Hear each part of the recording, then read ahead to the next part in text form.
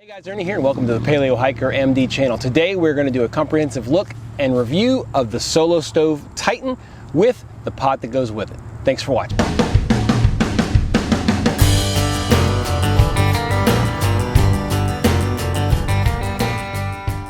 So any of you guys that watch the channel very regularly know that I love stoves, and I've had the Solo Stove Lite, which is the small one, for quite some time. Well, this Christmas they offered the Solo Stoves, all of them, for buy one get one free, and I couldn't resist. So I went ahead and bought the Solo Stove Titan, which is a larger version, and I went ahead and bought the stainless steel pot that goes with it. It's quite a bit bigger than the one that goes with the Lite, and I figured I could use this Solo Stove for emergency situations, for like bug out bag thing, but also if I go camping with my kids or whatever it might be, gives me more flexibility. What I want to do today is just take a look at it, take a detailed up close look at this thing, so you guys out there who are considering buying one can really see what it looks like and the quality that it comes with.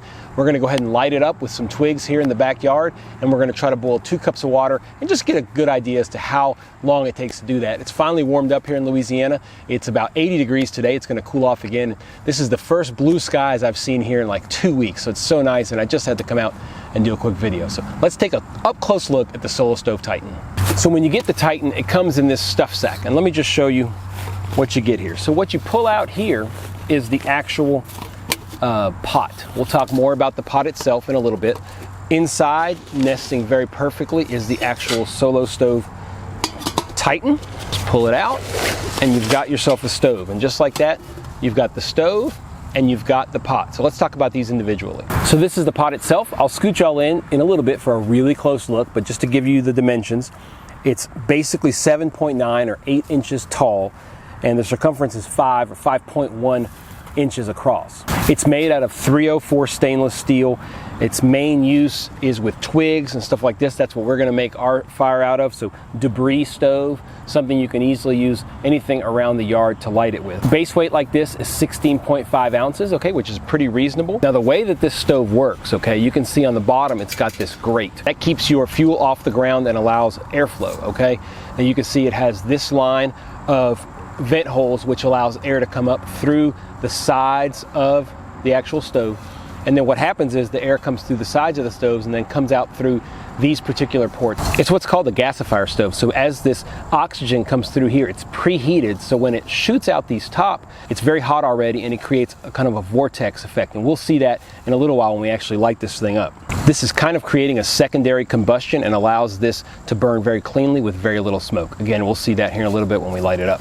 You can take a close look at the quality of the stainless steel, okay? It's well made, it's tough, you know, you cannot crush this by any means. On the inside, even if you press on the sides, it's very tight on the inside. You're not going to get any kind of warpage. It comes with a top. This gives you an opportunity to put the stove. This also gives you another layer of oxygen coming in the side here to make sure you get plenty of ventilation. And the way that the pot sits, you can see it sits on top right here, so you're able to feed the twigs in through here. In case you're worried about scorching the ground, there's actually a heat shield between the bottom that you see there and the bottom of the actual stove. So there's a space there and a heat shield, so you're not going to get a lot of heat on the bottom, so you can safely put it on ground like this. Now you always want to be really careful, but you can safely put it on the ground without any significant risk of fire. The stove itself retails for $89.99. It's well made. I think it's worth it. Let's take a look at the pot that you can get that it nests inside of. This is the Solo Stove 1800 pot. It's obviously 1800 milliliters. A lot of great features to this pot. First, you start with the lid itself. You can use the lid obviously as kind of a serving plate if you want to. You're always looking at different ways that you can use these things. It's got a little lip right here that kind of attaches nicely. It doesn't grab on, but it does keep it from falling off. You can see that it has a convenient kind of rubberized grip top here, so you can grab this even when it's hot, and you can slide it to the side and it locks in place there, which is always a really nice feature. The pot itself has several things. It has the handles on the side that you can grab it with, okay, which is very nice. Also, it has a bail, which is great because if you want to use this pot for things other than just on the Solo Stove, you can use this as a bushcraft pot. I mean, I think it's important everybody realizes this is a you know, pretty versatile pot from the standpoint of bushcraft because of the bail that it has. It has a easy pour spout right here. You can see the spout, and allows you to pour it out. And if you guys can see on the inside here, there's marks, there's ounces and there's liters or milliliters that you can decide how much water you're using, which is really, really nice. The construction of this pot is also very strong. It's very thick stainless steel, again 304 stainless steel, doesn't warp. Just a great pot all around, not just for use with the Solo Stove, but used for all multi-purpose. It's almost like a bush pot, so I really recommend this pot as well for the price. Speaking of price, right now this is an amazing $45.99. I think it's extremely hard to beat an 1800 milliliter pot that's this high quality with both the handles on the side and the bail on the top for that kind of money.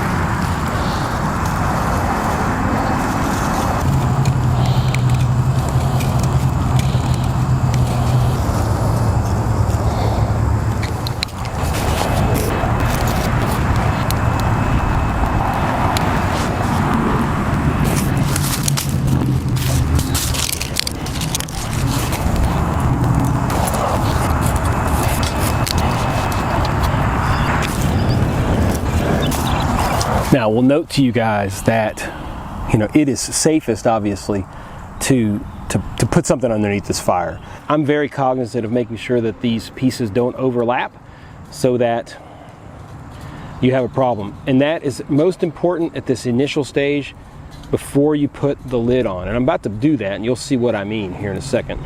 We'll just grab around here.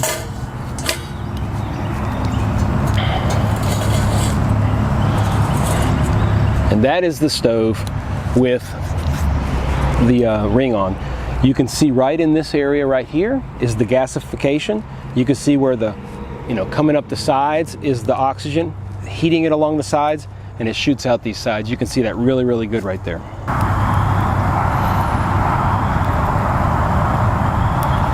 Again, guys, you can see the gasification on the side there working really, really well.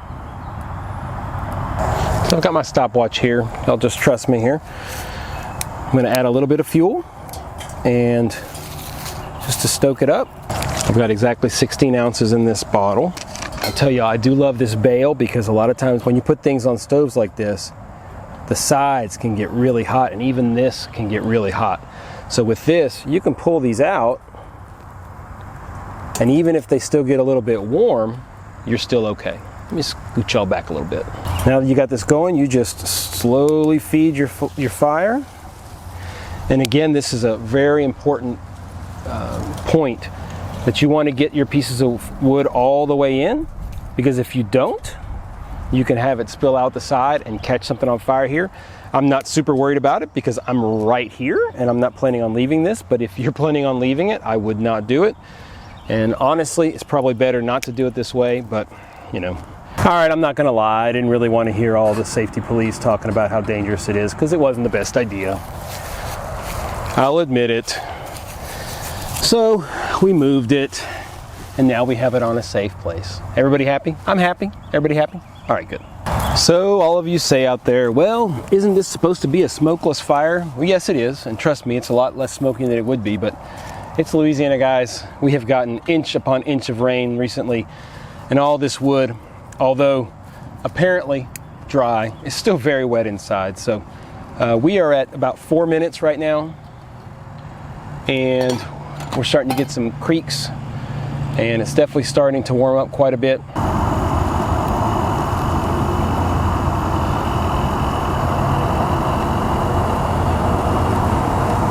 So we're gonna stop. We've got 6 minutes, 25 seconds, and lift this up and show y'all. We've got definite boil going on in there. Not bad. 6 minutes, 25 seconds.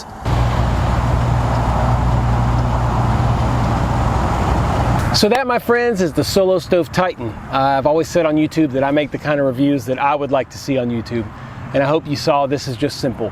What is it? What does it look like? What it's made out of? What are its specs, etc.? How does it work? This is a great stove. I really enjoy it. I like it more than the little one, simply because I find it easier to keep the fire going, obviously. With more area inside and volume inside of the actual stove, it's easier to just keep feeding it, and you don't have to feed it as much, but you can feed it more and it'll burn for a longer time. This test was pretty consistent with a lot of my tests that I've done. 6 to 7 minutes to get 2 cups of water to a boil. Now, of course, you have to incorporate the time of collecting the wood, getting it started, all that stuff. This is a very typical way that I get it started. I highly suggest putting wood at the bottom, some kind of fluffy material on the inside, and then some kind of a spark. It works great in my area to use the pine straw like you saw, and then a little bit of fat wood on the top, because you can light it straight from the outside like I did with a ferro rod, just shooting it in there. The fat wood just catches fire like crazy and takes off from there. If you're careful at the beginning and you build it good and you give it plenty of oxygen at first and let it get to a nice bed of coals underneath, even if it's small coals, it'll catch and go for you. Do I recommend the Solo Stove? I recommend all the Solo Stoves. I think they're great. The gasifier effect is tremendous. There are other stoves out there that are very similar. This one's made in the United States. I think it's great.